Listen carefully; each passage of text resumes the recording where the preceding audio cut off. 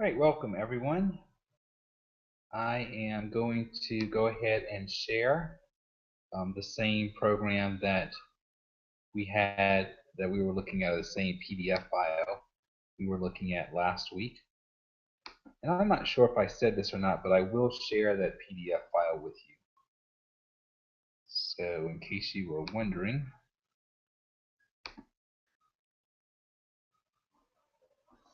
Okay, so here we go. I think I've gone over CBM math, so now I'll do CBM reading. Oh, the CBM writing first, I guess. So I'm not going to show you a writing probe here today. I might show you, I probably will show you one at a later date. But with CBM writing, what we do is we always have some sort of story starter. And on that story starter, it might say something like, I'm trying to make sure that this is recording properly, right? So on the story starter, it might say, my best birthday was when, and then goes on from there. I hope that makes sense. So the kid would just continue writing from that point. If you want, you can just type in the word story starter someplace, and you can get a ton of examples if you want to do something like this with your class. So what we typically do is we give the person 1 minute to think about what they're going to read about, and then 3 minutes to write.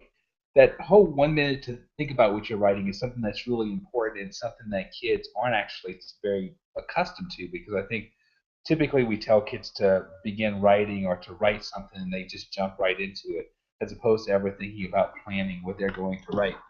So sorry about the movement there. So this is, it's an important part, and kids might actually get better at this due to practice effects. But that wouldn't last for, or it might last for a good bit to be thinking about it. But the idea that they're practicing and getting better because they're starting to think about what they're writing is a pretty good skill and an important step. So there are various ways that we score CBM writing. One way is just you score the total number of words written. So I mean, any word that any time it looks like is a different word, you score that word as a word written. Another way of doing it is number of words written correctly or spelled correctly. So I think that's obvious. You spell the number of words correctly. Then there's sometimes we do number of words spelled correctly minus spelled incorrectly. And then another option is number of correct word sequences. That's a little bit difficult for me to explain here using the being in this situation, so I won't try to explain that right now. And I'll have to show that to you on the whenever we actually meet in person. So, and I actually, the big part I need is having some sort of chalkboard that I can write on. So, CBM reading. CBM reading, as you see here, I spoken to you earlier about the fact that CBM maze is never as good of a predictor of either broad reading, but I talked about comprehension earlier. So if you look at these 0.46 correlation between CBM, I have CDA there, but it was CBM reading pro, and it's compared to 0.31 with the maze. So CBM reading is always outperforms CBM maze.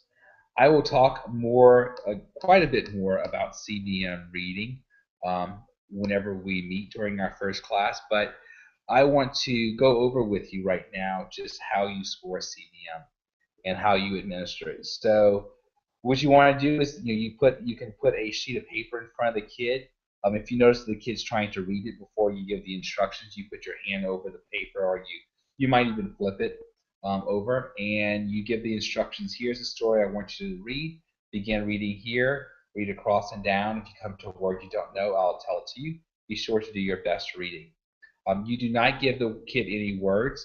There are a few of the, well, no, at least with the fab, the fast or FAPE or passages that I told you about.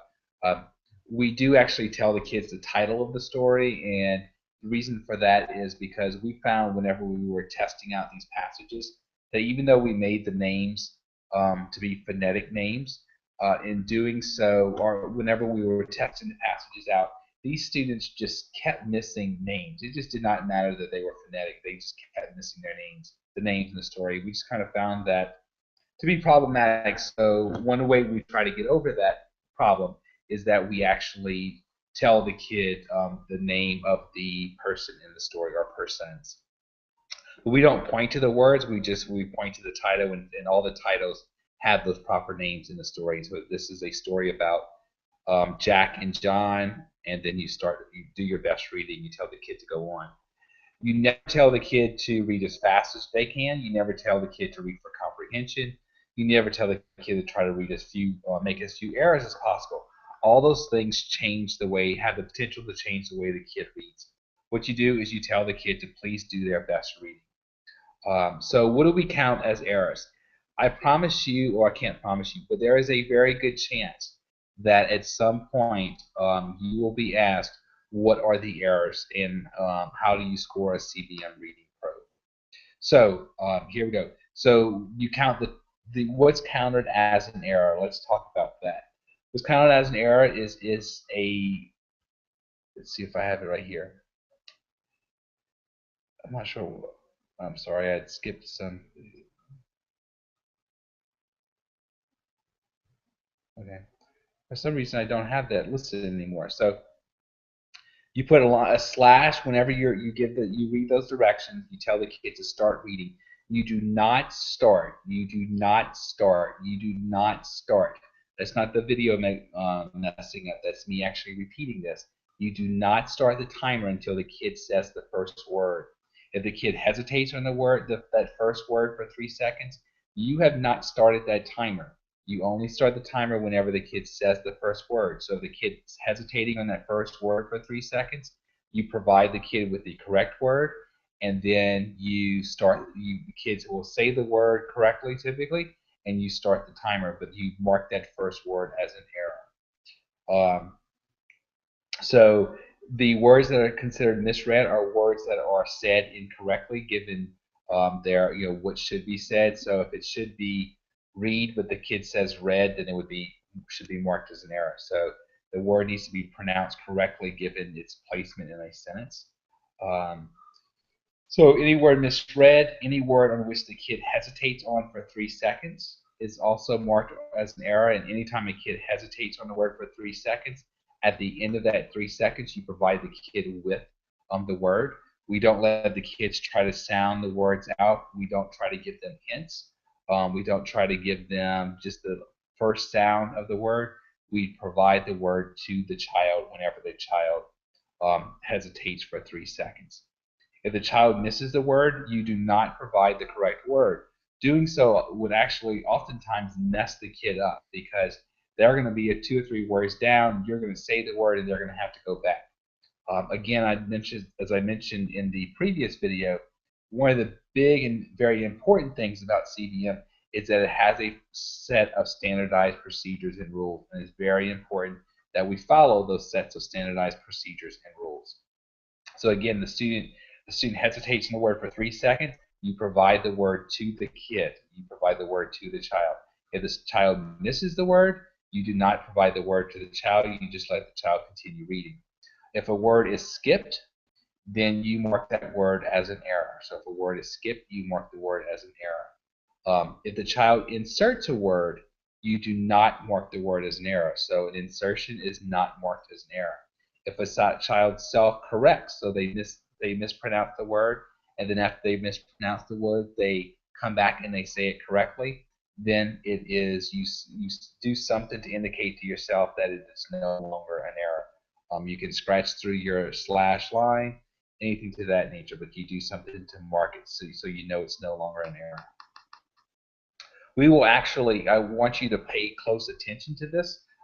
Whenever we meet on either be the first class or the first time we meet with Dr. Ayers, or after Dr. Ayers meets on a Wednesday, we will actually practice doing this. I will give you some probes and we will do this.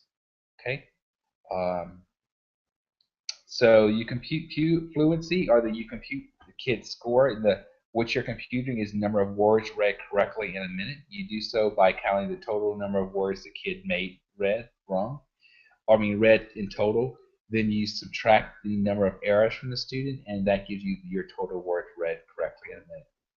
So this is, let's just look at this passage. So if you look at here, the kid after Madame Gâteau, that's 61 words, and then they skip the line. So if a kid skips a line, you mark that as an error, or you mark those, each of those words as an error. But you can also do it this way. You can do 61, Madame Gâteau, and then daughter would be 62, and Marette would be 63. So you would take 63, and then you would traveling would be your first error, acrobats your second error, minutes your, I'm sorry, that may be mines. It was your third error. Wretched is your fourth error, and devoured is your fifth error. So 63 total words read, 5 errors for correctly read words of 58. So having this line here provides me with a little reminder. If kids get lost and they're really searching for their place, then you want to try to help them as quickly as you can. If you think it really distracted from their time, you probably do not. You probably want to administer another probe, and not count that probe you just used. You don't want them to give them that same probe or to start back at the top, because having read that passage already is going to obviously make a big difference and help them with the passage. Here I knew I had where things are. So what words are errors? So these are the instructions here at the top. This is what I used whenever I was working with large groups of students. So you might do this. We're reading with everyone in your class today. Whenever I say begin, whenever I say start, begin reading aloud the top of the page, read across the page, try to read each word. If you come to a word you do not know, I will tell it to you. Be sure to do your best reading. Do you have any questions?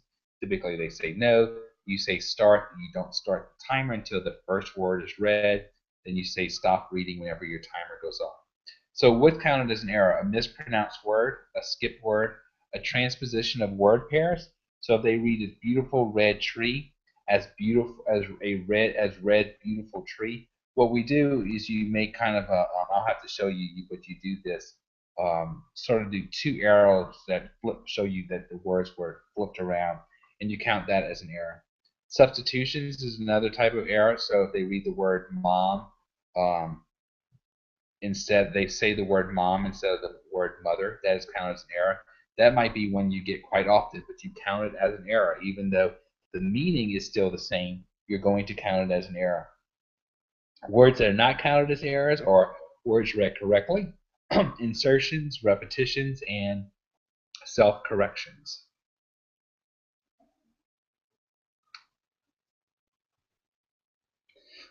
So we will talk about the different uses of CVM passages and so on whenever the scores and such whenever we have our first class. Okay, so that is it for CVM for today. I just wanted you to have a sense of sort of what it is, what happens whenever kids read. I'm going to spend another maybe 30 seconds to 2 minutes, pretty wide range there, just talking about the importance of fluency to you. So if you've ever listened to a child read who's just learning to read, they read very much word by word. And they're reading word by word because pretty much every word that they're seeing, they're having to decode. If you're having to decode every word you're reading, you're not able to pay attention to the meaning of the story, especially if it's a more challenging story, has any sort of level of challenge itself. One day my son got really angry because I wanted him to read to me instead of me reading to him. And so whenever he was sort of at a younger age before kindergarten, he had these little fits, and he had one of his little fits. And I talked to him after. I'm like, why did you get so angry? Why didn't you just read it? And he says, whenever you read it, it just makes so much more sense. Whenever I read it, it's too slow. So even he recognized the importance of fluency and how much he was having to put effort. He was slow in doing it, and he just didn't understand it because his mental energy was going into reading the words.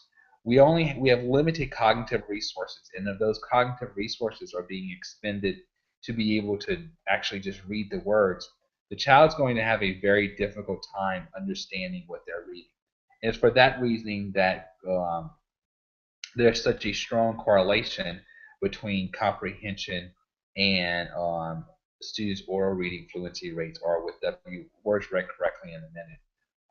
Sort of another example I can give you of this, I think, to prove the point is a few years ago we did this. We conducted this study, and I'll go over a little bit more with you in class another date probably. But what we did with that study is students read the words in a text, and the words were mixed up or presented vertically and horizontally, but the words were all mixed up, so it was no longer a passage, no longer in sentence format. And the rate that they read words that were presented in a list format like that versus words presented in text, uh, they read the words presented in the text nearly twice as fast as they read words presented in a word list. And it's because whenever we're reading, we're constantly predicting what's going to come next because we're comprehending what we're reading. But if you're reading word by word, and your cognitive resources are going to reading the text, reading the actual words and not the meaning of the story, then you are going to, you're just not going to do a job of comprehension. But one of the things that we're going to talk about as this class proceeds is the importance of knowing what you're providing instruction on. So a lot of times I see in classrooms where they're doing reading instruction, they're trying to teach the children how to read, but they're also really integrating that in with the comprehension instruction. And whenever we try to do that early on with kids, it's pretty difficult. And I think, unfortunately, we're working with the younger kids sometimes too much on, not too much, that's not true, but we're working with them on trying to do doing reading fluency or learning new words and such, as well as the comprehension. And because they get so much practice and their goal ends up, let me just get to the end of this passage, because that's sort of the goal of it. And they don't have the practice of, okay, my purpose in reading is to read for comprehension. So I think we need to always pay attention and think about, right now, we're trying to get this kid to be a more fluent reader, which we want comprehension whenever we do fluency. But whenever we're there at that really young age, okay, how are we trying to build their? Maybe I should say we're trying to build their sight vocabulary. We're trying to build their decoding skills right now, or are we working on comprehension? And if we're working on comprehension, what we really need to be doing is having them read text that's pretty easy for them, so they're not going to be spending a lot of their cognitive resources trying to decode the text. So the point I'm trying to make here is that we need to recognize, what are we trying to do? What are we trying to teach at that time? And make sure that whatever we're trying to teach, whatever we're trying to accomplish at that time, that's where the child's able to focus their cognitive resources. So let's make that the big part of the project, the big part of the instruction at that time. All right, so I am going to close this document. Oh no.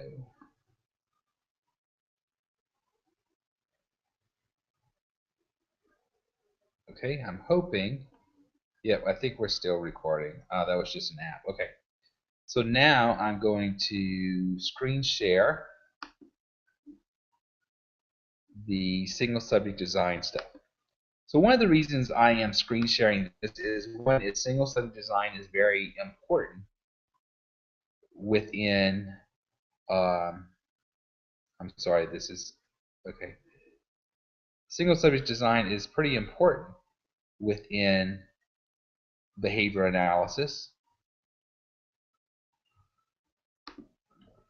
And I don't know why this is not working out right. Okay.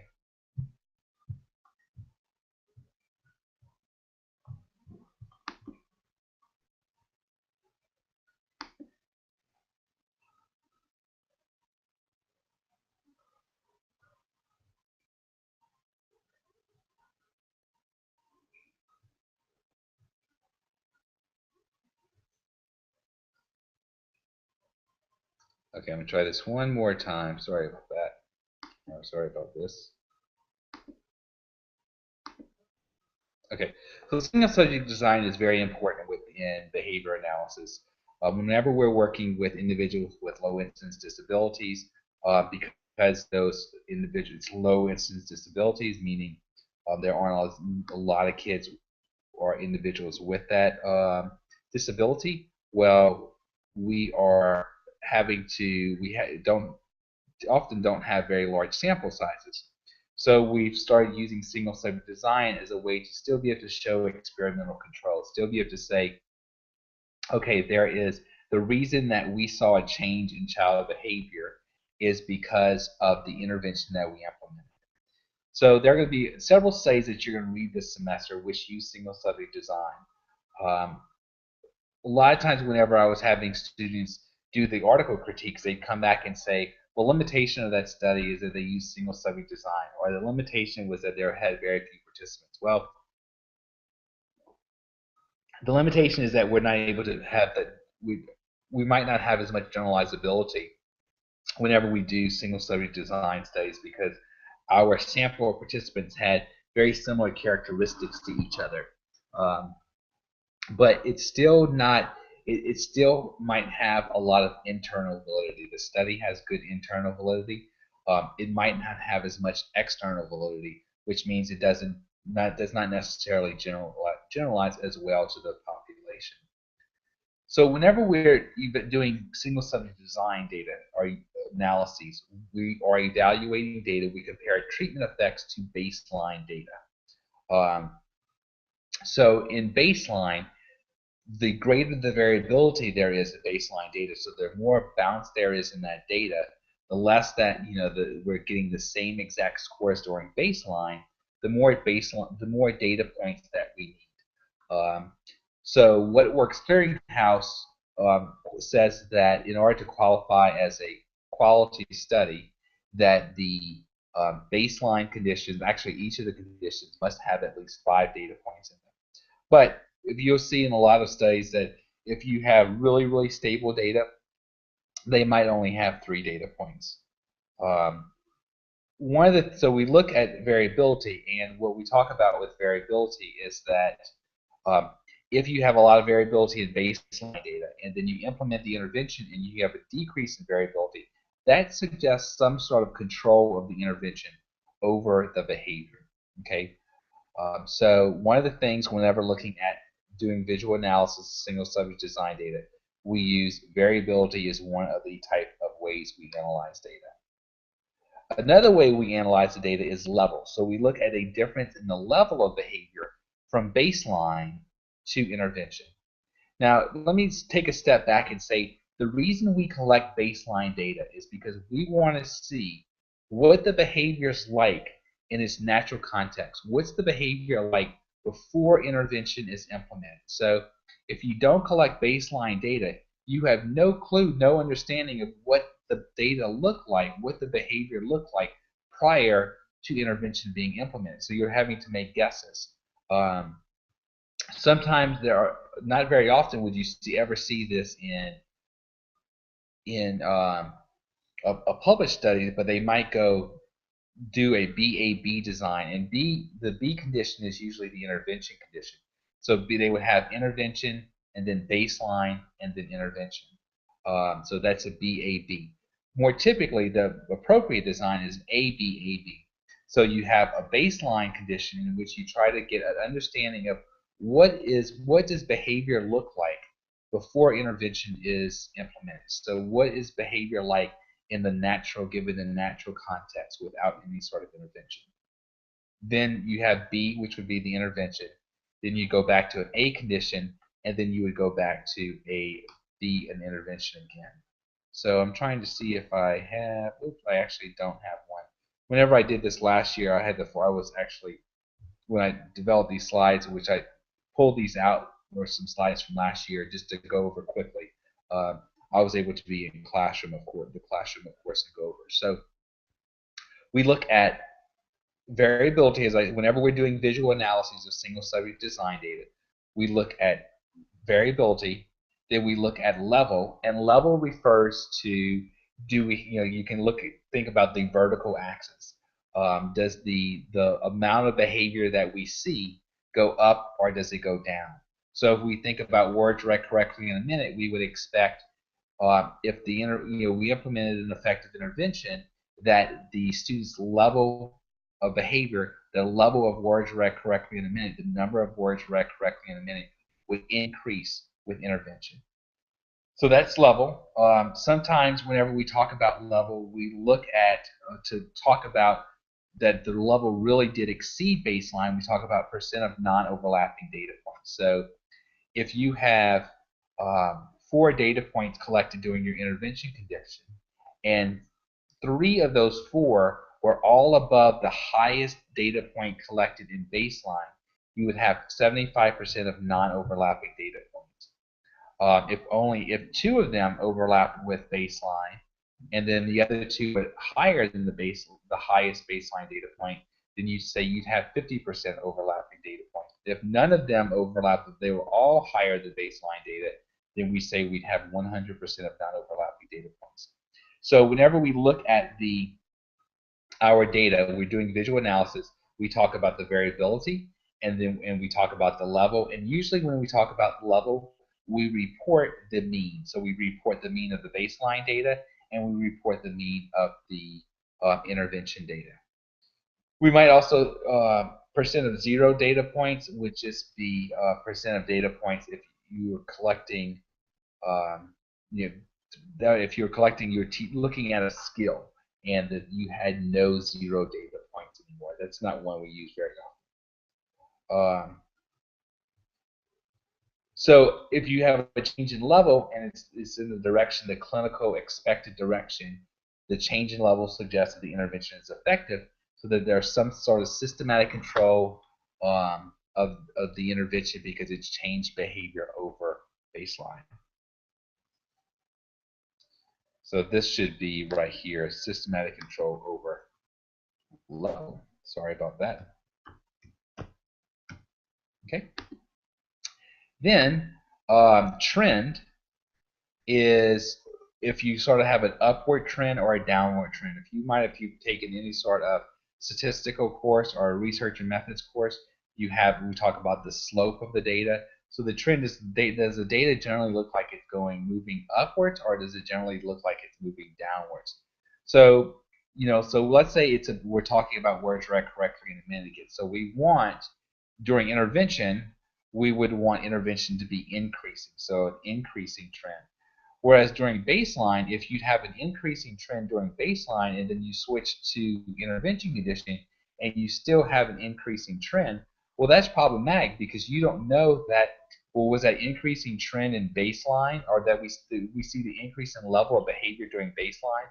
Is that because of the increasing trend that we saw during baseline? I'm sorry. So let me repeat that. If we see an increasing trend during baseline and then our level during intervention is higher than baseline, it might just be that the behavior was trending up during baseline, and that's why during intervention is higher than baseline. So if in baseline you had an increasing trend, you really should not switch over to intervention until you no longer have that increasing trend in baseline again. If you have a decreasing trend and your data are just pretty much stable, but is somewhat decreasing, then you could switch over to the intervention condition, because the decreasing trend would be going in the opposite direction of the direction you wanted the behavior to be in real life once intervention started. Okay. So single subject design research is an applied approach that is concerned with the demonstration of a functional relationship between the independent variable and the dependent variable. So I have right here, rather than attempting to meet assumptions that allow for statistical inference to demonstrate a functional relationship, single subject research tries to demonstrate that relationship in a very direct fashion. We demonstrate that the change in the dependent variable is directly related to the presence or absence of the independent variable. So the independent variable in in single subject design is typically um, the intervention itself. So the presence is of the independent variable is the intervention is implemented. The absence of the independent variable is the intervention is not being implemented, which would be the baseline condition. The dependent variable is what we're measuring. So it might be off-task behavior. Talking about academics, it might be the number of digits scored correctly in a math, number of words written correctly on a CBM writing task, or a number of words read correctly in a CBM oral reading fluency task. Okay? So in statistical analyses, we might have two different groups. We have a control group and an intervention group, and we have a large sample in each of them. And we're able to make inferences from our data. We say that the difference between these two groups after intervention was implemented with the intervention group is so large that we would not expect that to happen by chance. It's so large that we would not have that expected to happen by chance. We're making inferences about our data. With single subject design data, we're not making inferences. Our sample size is too small to make inferences from our sample to a larger population or anything. So, but what we do is we develop our design so that we're able to show a functional relationship. So I'm going to step back because we talked earlier. I want to summarize something. The way we analyze the data in single subject design research is that we look at level, trend, and variability. We trust single subject that we have single subject designs that allow us to demonstrate a functional relationship. We demonstrate that functional relationship in single subject design research by looking at prediction, verification, and replication. Okay, so prediction, verification, and replication. When we have all three of those things, prediction, verification, and replication, then we can say that there was a functional relationship between the implementation of the intervention and changes in the dependent variable. So with the presence or absence of the independent variable and changes in the dependent variable. Okay. So prediction is that the behavior, once the intervention is implemented, behavior changes in the expected direction. So, and we expect that to be due to the we think that is due to the intervention. So if you see the top graph on the right, the behavior doesn't change from baseline to intervention. But we see in the bottom graph that the behavior does change. So it predicts it. This would be, let's say we're monitoring off-task behavior. So behavior changes in the predicted direction. So in this case, we would have prediction.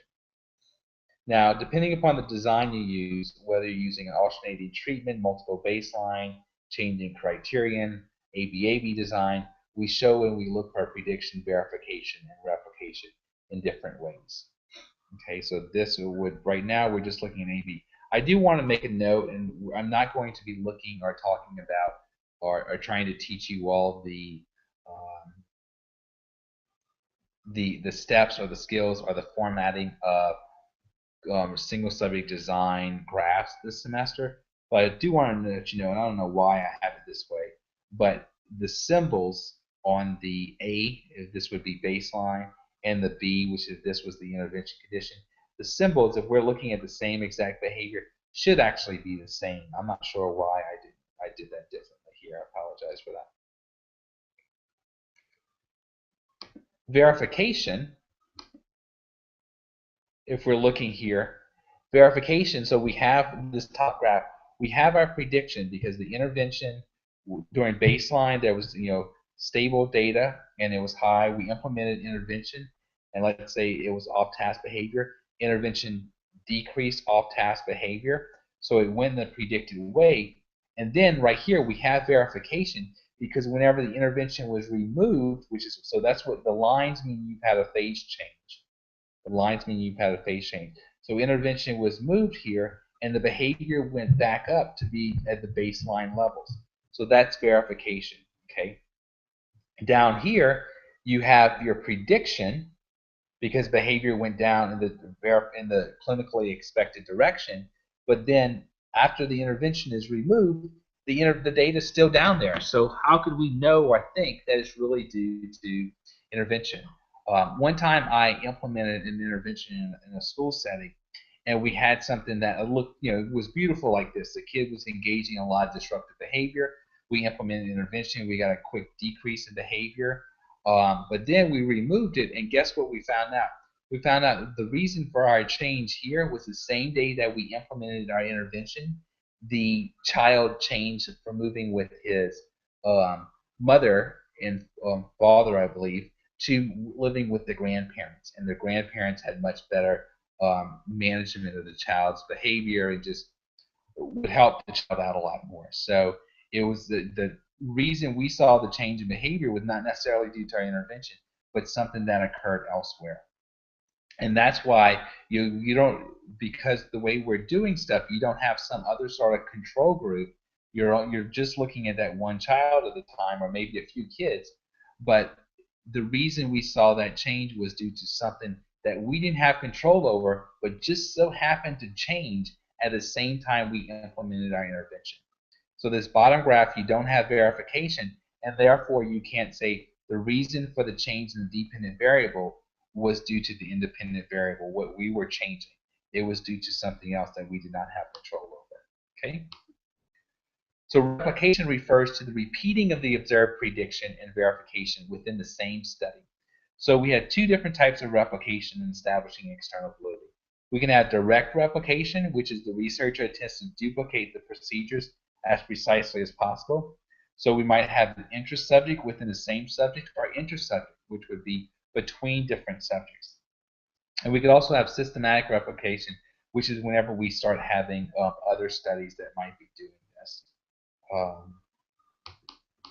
Within the single study design study, oh, I don't know why I should have that, so I will have to draw that out for you all whenever we meet again. I'm sort of realizing right now that doing this stuff, I really need to be in your presence, and we need to be able to write it on a board, which I can't do right now. So you're going to be excited that I'm actually going to stop right now. We'll talk about replication and look at some different graphs whenever we meet in person. So I look forward to our first meeting. I'm sorry that I'm having to present to you in this format during our first meeting. Hopefully you actually have all these graphs already. All right, so hopefully you have all these PowerPoint slides already. I will send those to you so that you have them. And we will meet on Thursday at 5 o'clock. And I think it's in the first floor of Adderhold. I don't have that in front of me right now. So our classes are supposed to meet from 5 to 7:45. Some classes will probably be let out a little bit early, but you should expect that we will. And they would be let out a good bit early if we end up meeting on the Wednesdays, those Wednesdays, and then still meeting that Thursday afterwards. But it'll probably be whenever we have a Wednesday meeting, we'll just have a Wednesday meeting and won't have a Thursday meeting. So I wish this is not how we had to meet for our first class, but I really need to go to this training, which is in Wisconsin. So hope you all had a good first week and enjoyed all the readings that you have to do for class. And make sure you read them if you have any questions. I will not be all that available next week. The sessions I'm going to are actually lasting from 8 to 5:45, but I will try to handle some emails. The probability of you getting those emails answered is increased substantially if in that subject header you write FC7330 so that it gets filtered to the right email and I know that it's you who's doing it. All right, you all have a nice day.